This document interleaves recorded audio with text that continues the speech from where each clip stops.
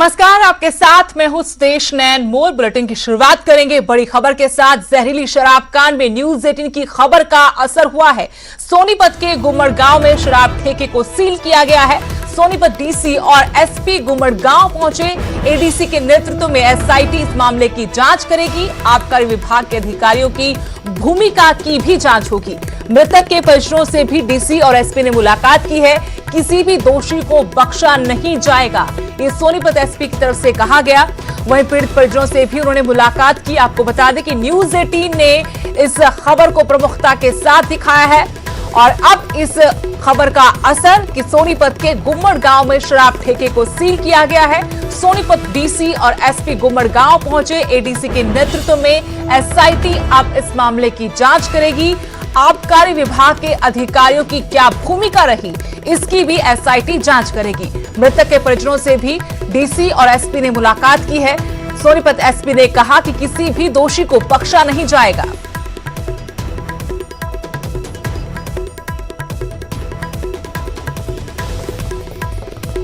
आपको तस्वीरें दिखा रहे हैं किस तरीके से यहां एसपी और डीसी खुद पहुंचे गुम्मड़ गांव में। यहां जो ठेका था उसे सील किया गया। और अब आपको जानकारी ये भी दे दें कि इस मामले में एसआईटी का गठन हो चुका है। एसआईटी इस मामले की जांच करेगी। जो भी दोषी पाया जाएगा उनके खिलाफ सख्त कार्रवाई की जाएगी। ये सोनीपत एसपी की तरफ से बयान जारी किया गया। लेकिन आपको बता दें कि इस मामले में आबकारी विभाग के अधिकारियों की क्या भूमिका रही, इसकी भी एसआईटी जांच करेगी। आपको एक्सक्लूसिव तस्वीरें दिखा रहे हैं जब प्रशासन की तरफ से गुम्मड़ गांव पहुंचकर ठेके पर कार्रवाई की गई। इस ठेके को सील किया गया। लेकिन ये गंभीर और बड़ा मामला है। इस पर किस तरीके से आगे एक्शन लिया जाएगा, दोषियों तक कब पहुंचा जाए, कब उनको सजा दी जाएगी, ये आने वाला वक्त तय करेगा। लेकिन अब तक आंकड़ा 31 हो चुका है, यानी इस जहरीली शराब की वजह से कई घर बर्बाद हो चुके हैं। हालांकि प्रशासन की नींद टूटी और खाकी भी हरकत में आ रही है। अब गुम्मड़ गांव में शराब के ठेके को सील किया गया है। न्यूज 18 की खबर का बड़ा असर हुआ है। खुद सोनीपत के डीसी और एसपी धरातल पर उतरे हैं। गांव गुम्मड़ में फिलहाल पहुंचे हुए हैं। एक शराब का ठेका आपको दिखाई दे रहा है। इसी गांव से 5 से 6 मौतें सामने आई हैं। उसके बाद पूरे प्रशासन में हड़कंप मचा हुआ है। डीसी और एसपी फिलहाल ठेके के अंदर हैं और ठेके को सील करने के आदेश दे दिए हैं। इसके साथ शराब कहां से आई, कहां की किस तक पहुंची, इसके लिए भी टीम गठित कर दी गई है। आज शाम तक डीसी और एसपी को रिपोर्ट चंडीगढ़ भेजनी है कि आखिरकार ये मौतें क्यों हो रही है और ये जहरीली शराब कहां तक पहुंच रही है। 3 पुलिस कर्मचारियों पर भी गाज गिरी है। इसके साथ ही जो सोनीपत एसपी है उनका यह कहना है कि लगातार अभी भी छापेमारी जारी है। कहां तक कार्रवाई और कब तक कैसे पहुंचेगी, यह देखने वाली बात होगी। और ये अवैध शराब कारोबारियों पर शिकंजा प्रशासन कितना कस पाएगा ताकि और मौतें ना हो, यह भी देखना लाजमी होगा। सोनीपत से नितिन आमतिल, न्यूज 18। एक और बड़ी खबर, जहरीली शराब से मौतों का सिलसिला रुक नहीं रहा है। सोनीपत में 4 और जाने गई है। अब तक 31 लोगों की जान गई है। पानीपत में भी जहरीली शराब से मौत का आंकड़ा बढ़ता हुआ। पानीपत में एक और शख्स की जान गई है। अब तक 8 लोगों की मौत की खबर। अवैध शराब बेचने वाली महिला भी पुलिस के हत्थे चढ़ चुकी है, यानी पुलिस की कार्रवाई भी जारी है। जहरीली शराब से मौतें नहीं रुक रही। सोनीपत में 4 और मौतें हुई हैं। अब तक कुल आंकड़ा 31। पानीपत में भी जहरीली शराब की वजह से मौत का आंकड़ा बढ़ा है। पानीपत में एक और मौत हुई है। अब तक 8 लोगों की जान, साथ ही एक महिला पर भी कार्रवाई करते हुए उसे गिरफ्तार किया गया है। और जानकारी लेंगे, मेरे सहयोगी नितिन अंतर जुड़ गए हैं। नितिन, मामला और ज्यादा बड़ा और गंभीर होता जा रहा है। जहरीली शराब से दूसरी तरफ मौत का सिलसिला रुक नहीं रहा, क्या अपडेट है? जी बिल्कुल, मैं आपको बता दूं, जिस तरह से जो जहरीली शराब फैक्ट्री पकड़ी गई थी नैना ततारपुर में, बहुत बड़ी मात्रा में वहां से जो है उपकरण बरामद हुए तो इससे यही उस समय ही ये लग गया था कि शराब सोनीपत शहर में ही नहीं, नजदीक के आसपास गांव में भी सप्लाई जरूर हुई होगी। और उसका असर आज सुबह ही देखने को मिला। सोनीपत के ही गन्नौर के गुम्मड़ गांव में 7 लोग इसके चपेट में आए और 7 लोगों की तबीयत बिगड़ी। लेकिन जिनमें से 3 तो जिंदगी और मौत के बीच जूझ रहे हैं। 4 की मौत फिलहाल हो चुकी है, जिसके बाद प्रशासन में हड़कंप मचा और न्यूज 18 ने इस खबर को प्रमुखता से दिखा तो उसका असर भी देखने को मिल रहा है। सोनीपत डीसी और एसपी खुद धरातल पर हैं, जो आज गांव गुमड़ में पहुंचे थे और वहां पर जो ग्रामीण हैं उनके पुलिस पर गंभीर आरोप लगे कि यहाँ पर जो शराब है वो बेची जा रही थी, पुलिस की शह पर ही बेची जा रही थी। जिसके बाद सोनीपत के जो एसपी हैं उन्होंने भी कार्रवाई की है।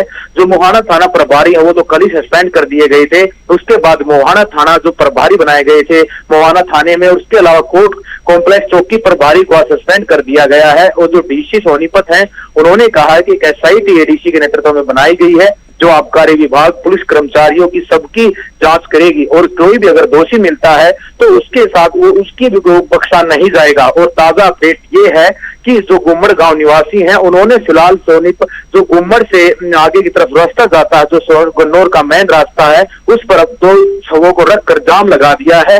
जो परिजन है उनका यह आरोप है कि पुलिस की मिलीभगत से शराब बिकती थी और सरकार अब उन्हें मुआवजा दे और एक नौकरी दे, तभी वो शवों को उठाएंगे और जो दोषी हैं उनके खिलाफ सख्त से सख्त कार्रवाई करे। जी लेकिन नितिन, सवाल तो ये है, जिस तरीके से आप भी कह रहे हैं कि यहाँ पर जब लोग मरने लगे तब जाकर प्रशासन की नींद टूटी है, हालांकि ये कार्रवाई पहले हो जानी चाहिए थी। अब कितने और गांव हैं, कितने और शराब के ठेके हैं जहां पर शराब के नाम पर जहर बेचा जा रहा है? कब प्रशासन उन तक पहुंच पाएगा? क्या इस दिशा में काम होता, कार्रवाई होती नजर आ रही है?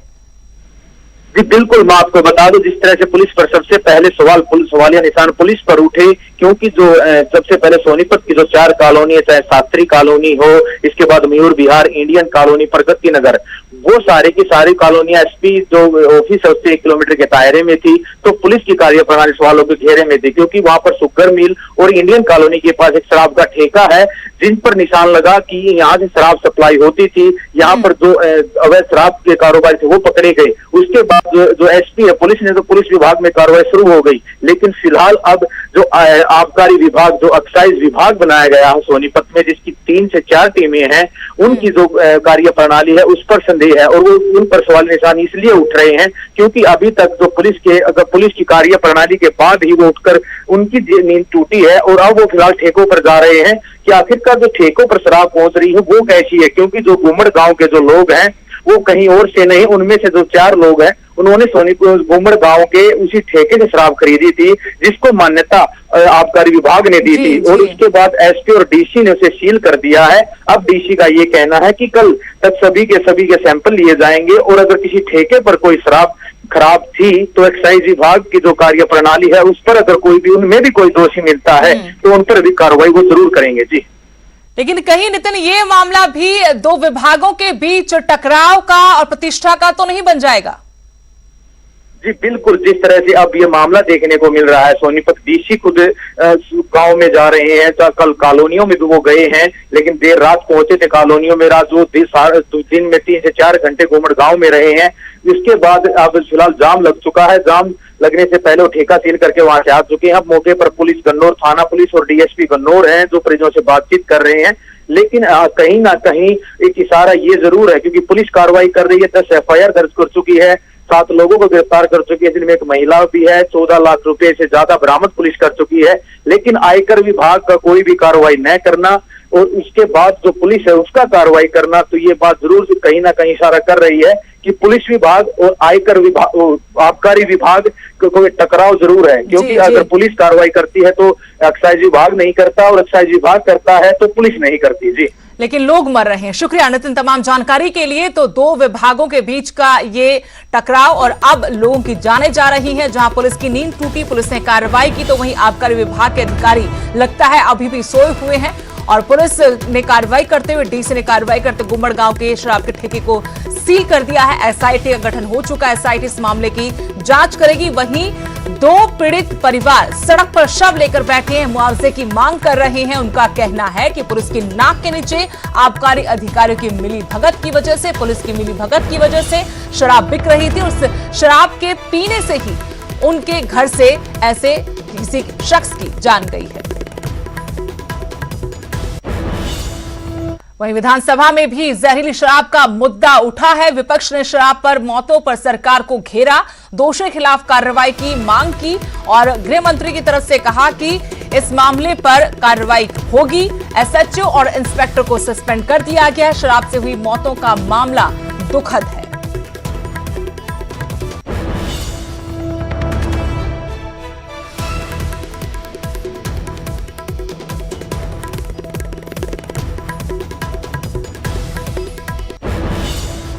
माफिया जो है, मुख्यमंत्री महोदय,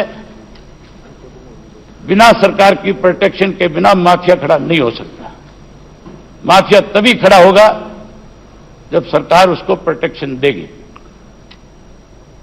जहां शराब के माफिया को प्रोटेक्शन मिली, वहीं इस प्रदेश के अंदर चिट्टे का कारोबार करने वाले लोगों को भी आपकी सरकार का प्रोटेक्शन मिला हुआ था, इसलिए वो लोग भी आज उस काम में लगे हुए हैं। मेरे आपसे एक निवेदन है कि जिस एससीटी का आपने गठन किया, उस एससीटी ने जो अपनी रिपोर्ट दी, खूच ट्रेजेडी हो गई और अनिल विज ने कोई कार्रवाई नहीं की। मैं आपको बताना चाहता हूं, मैं बख्शता नहीं हूं। अगर कोई घटना हो जाए, मैं सोते सोते भी उठ जाता हूं और कार्रवाई करता हूं। मैं समाचार पत्रों में कटिंगों पर कार्रवाई करता हूं, टेलीविजन पर खबर आने वाली खबरों पर कार्रवाई करता हूं। समाचार पत्रों से ही जैसे ही मुझे सोनीपत की सूचना मिली, मैंने उसकी कार्रवाई की और मोहाना थाना के अंतर्गत नैना गांव में जो एक अवैध बोटलिंग प्लांट पकड़ा गया, जो कि संभावित है कि जिसकी वजह से ये मौतें हुई, मैंने कहा कि जिस इंस्पेक्टर के थाना के अंतर्गत वो फैक्ट्री आती है, तुरंत प्रभाव से उस इंस्पेक्टर को सस्पेंड किया जाए, और उसको सस्पेंड किया गया। वहां के एएसआई को भी सस्पेंड किया गया। बहन जी, मैं किसी को भी बख्शने वाला नहीं हूं। मैं किसी को भी आज तक मैंने माफ नहीं किया। एक और बड़ी खबर, हरियाणा में शराब कांड को लेकर सियासत गर्मा गई है। कांग्रेस नेता रणदीप सिंह सुरजेवाला ने भी निशाना साधा। बीजेपी जेजेपी सरकार की असलियत सामने आई, ये उनकी तरफ से आरोप लगाया गया। सरकार और शराब माफिया में गठजोड़ है। जहरीली शराब से 3 दिन में 40 लोगों की मौत हुई है। रणदीप सिंह सुरजेवाला की तरफ से बीजेपी जेजेपी सरकार पर निशाना साधा गया। उन्होंने कहा कि बीजेपी जेजेपी सरकार की असलियत सामने आई है। सरकार और शराब माफिया में गठजोड़ है। जहरीली शराब से 3 दिन में 40 की मौत हुई।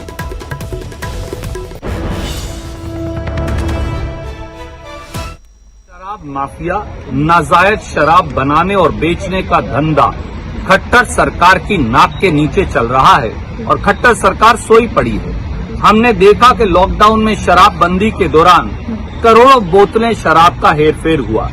हमने जांच की मांग की, जांच की रिपोर्ट को दबा दिया गया, कोई एफआईआर नहीं। और अब सोनीपत में 3 दिन में 40 लोग मर गए जहरीली शराब पीकर। क्या खट्टर साहब और दुष्यंत चौटाला जो इस विभाग के मंत्री हैं, सब लोगों को जहरीली शराब की भट्टी में झोंकना चाहते हैं? कब पकड़े जाएंगे दोषी और कब नाजायज शराब का धंधा रुकेगा?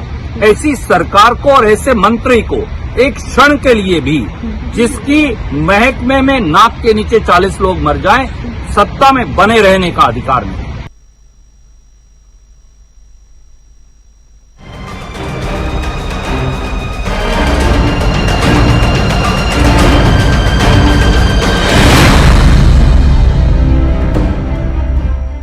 खबरों में आगे बढ़ते हैं। बल्लभगढ़ निकिता हत्याकांड से जुड़ी बड़ी खबर आपको बता दें। फरीदाबाद पुलिस ने 11वें दिन इस मामले में चार्जशीट दाखिल कर दी है। 600 पन्नों की चार्जशीट, जिसमें 60 लोगों को गवाह बनाया गया है। केस में बेहद कारगर साबित होगी सीसीटीवी फुटेज। कॉलेज के बाहर निकिता की गोली मारकर हत्या कर दी गई थी, लेकिन अब फरीदाबाद पुलिस ने 11वें दिन इस मामले पर चार्जशीट दाखिल कर दी है।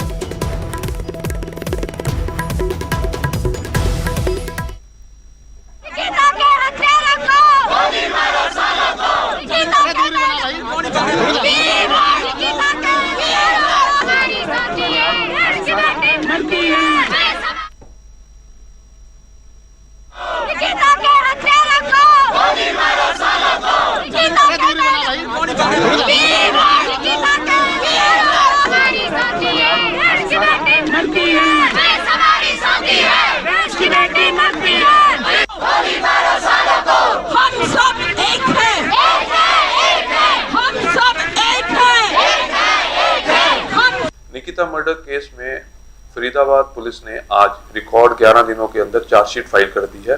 चार्जशीट 600 पेजों की है और उसमें करीब 60 विटनेसेस रखे हैं।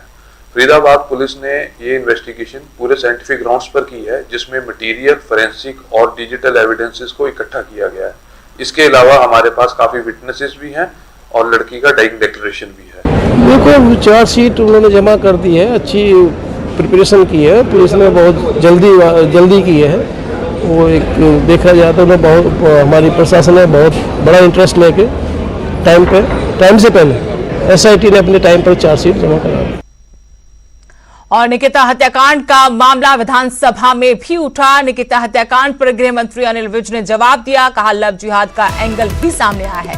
हरियाणा में भी लव जिहाद पर कानून बनाने पर विचार हो रहा है। फास्ट ट्रैक कोर्ट में ये मामला चलेगा, दोषियों को कड़ी सजा मिलेगी। धोखे से प्यार के जाल में फंसाकर धर्म परिवर्तन गलत है।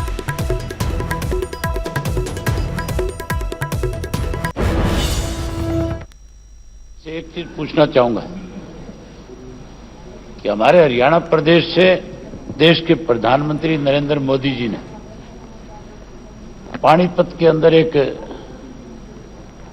रैली का आयोजन करके बेटी बचाओ और बेटी पढ़ाओ का नारा दिया था।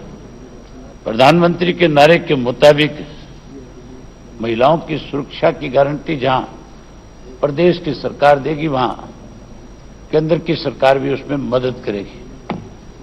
लेकिन हैरानी की बात है, इस नारे के बाद महिला पुलिस फोर्स की संख्या बढ़नी चाहिए थी और विशेष रूप से कॉलेज, स्कूल या वो ट्रांसपोर्ट जिनके माध्यम से बच्चियां एक गांव से शहर तक पढ़ने आती है, एक गांव से दूसरे गांव तक पढ़ने जाती है, उनको वहां सरकार की तरफ से सुरक्षा प्रदान हो। हम तो ये मानते थे कि इनको सुरक्षा मिलेगी, लेकिन बहुत महत्वपूर्ण जो प्रदेश का केस है जिसने सारे देश की आत्मा को हिलाया, निकिता मर्डर केस, हम उसकी बात कर रहे हैं। और इसमें अभय जी ने महिलाओं की सुरक्षा के लिए क्या उपाय सरकार कर रही है वो विषय भी उठाया और सरकार इसमें बहुत गंभीर है। 33 वुमेन पुलिस स्टेशन खोले गए हैं महिलाओं के केसेस को डील करने के लिए, ताकि महिलाएं आकर वहां पर बहुत आज़ादी के साथ अपनी बात कह सकें। वुमेन हेल्पलाइन 1091 हमने खोली है।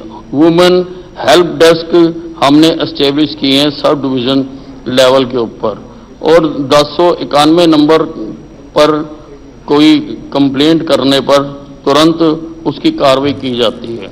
उसी प्रकार से दुर्गा शक्ति ऐप हमने बनाई है और उसको अब तक 2,16,300 महिलाओं ने डाउनलोड किया है। उसके ऊपर कोई भी अपनी जो कंप्लेंट है वो दर्ज कर सकता है। यहां रुकेंगे छोटे से ब्रेक के लिए।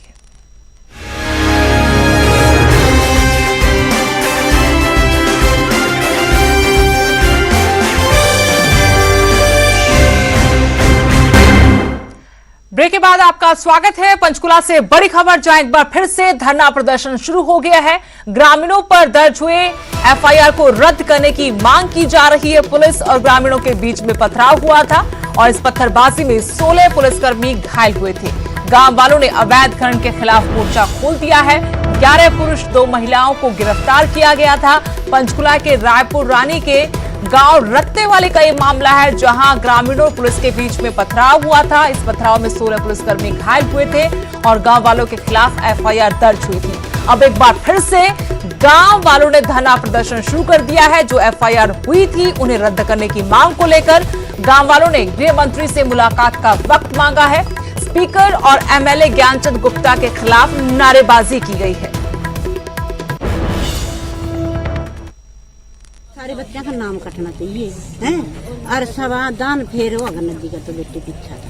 तो आप इसीलिए आज धरने बैठे दोबारा के बच्चे घर आए हमारे। हाँ, हम इतना नौरी रहोगे अपने धरना पर। जब तक बच्चे नहीं आएंगे आप धरना जारी रखोगे, अड़े रहोगे। हाँ। कोई मिलन आया हिपते यहाँ पे ना, किसी ने नहीं हमारी सुनाई करी। तो पुलिस वाला ने महिलाओं पर भी हाथ करी है जी, गोली भी चली जी अड़े। ऊपर न चलाई, चलाना नहीं चलाई।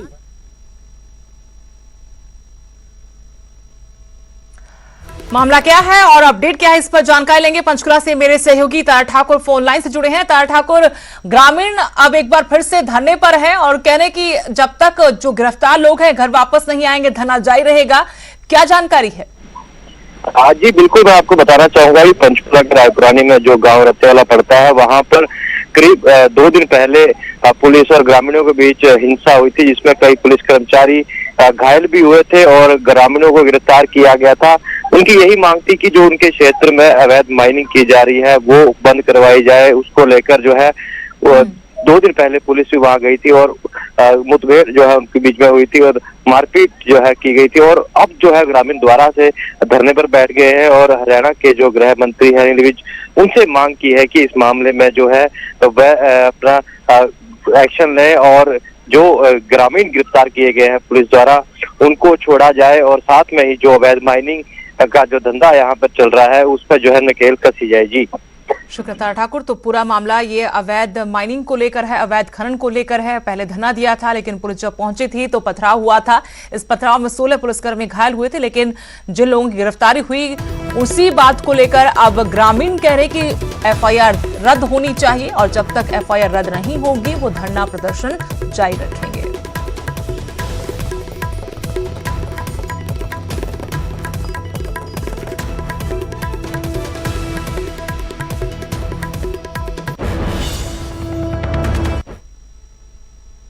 और इसी के साथ इस बुलेटिन में फिलहाल इतना ही। नमस्कार।